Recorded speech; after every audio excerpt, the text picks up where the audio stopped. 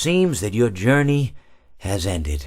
Very sorry about that. It was always going to end this way, of course. If it weren't by me, it would have just been by some other, terrible thing. Just, you could not imagine how terrible it would be.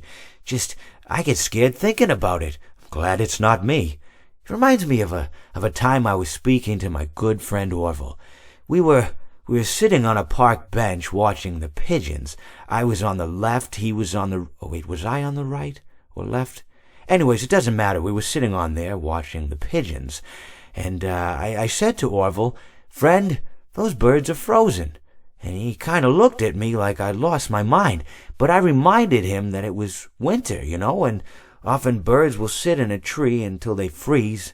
And then they sort of fall to the ground until the sun warms up and they can, move around again. So I said to Orville, "You might as well save those breadcrumbs until the birds thaw, because they can't very well enjoy them in the condition they're in."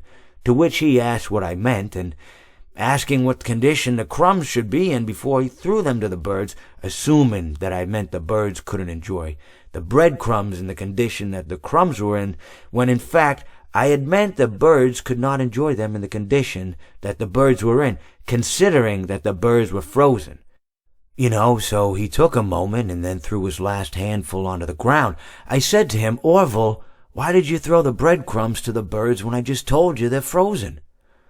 To which he responded, "The breadcrumbs are not frozen." Again, misunderstanding my words. I didn't mean to say that the breadcrumbs were frozen when I said I told you they're frozen. I'd been referring to the birds. In hindsight, what I should have said was, and this would make perfect sense, "Why did you throw the breadcrumbs to the birds when the birds are frozen?"